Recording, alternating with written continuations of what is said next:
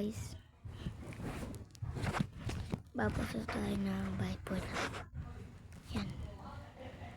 Kasi love ko si Papa Jesus. Yan o.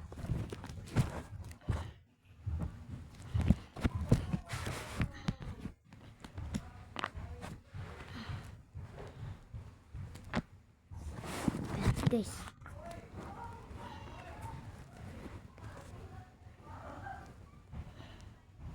babasahin ko yan guys.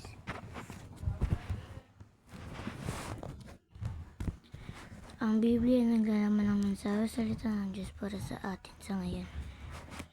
Ipinapakita nito kung paano tayo magiging matagumpay sa buhay at kung paano natin mapapasiyahan Diyos. Sinasagot din nito ang mga sumusunod ng mga tanong. Number 1, sino ang Diyos? Number 2, paano ka matututo tungkol sa Diyos? Number 3, sino ang author ng Biblia?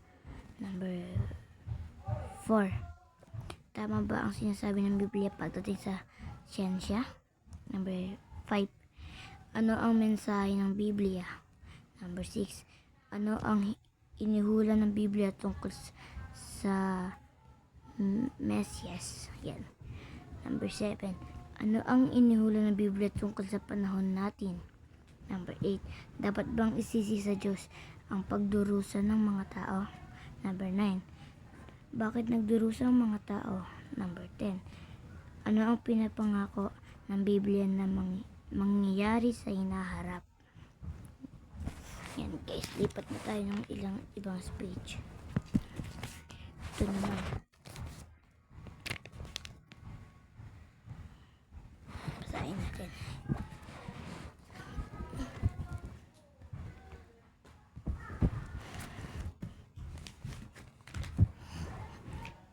Sino ang Diyos? Malaman. Nawa ng mga tao na ikaw na ang pangalan na ay Jehovah. Ikaw lang ang kataas-taasan sa buong lupa. Awit 83 verse 18, pahina 933. Alamin ninyo na si Jehovah ang Diyos. Siya ang gumawa sa atin at tayo ay sa Kanya. Awit 100 verse 3, pahina 947. Ako si Jehovah, iyan ang pangalan ko. Hindi ko ibibigay kahit kaninong kaluwalhatian ko at hindi ko ibibigay sa mga inukit na imahen ang papuri para sa akin.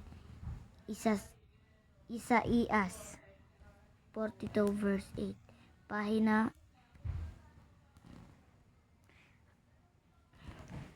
ang bawat isa na tumatawag sa pangalan ng Jehovah ay maliligtas.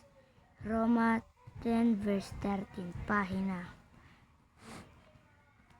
Siyempre, ang bawat bahay ay may tagapagtayo, pero ang nagtayo ng lahat ng bagay ay ang Diyos. Hebro 3 verse 4. Tumingala kayo sa langit at tingnan ninyo sino ang lumalang sa mga ito. Siya ang nagbibigay ng utos sa hukbo nila at binibilang niya sila. Tinatawag niya silang lahat sa pangalan dahil napakalakas niya at kamanghang-mangha ang kapangyarihan niya. Walang isa man sa kanila ang nawawala. Isaías 40 verse 26, pahina. Ibang speech naman guys.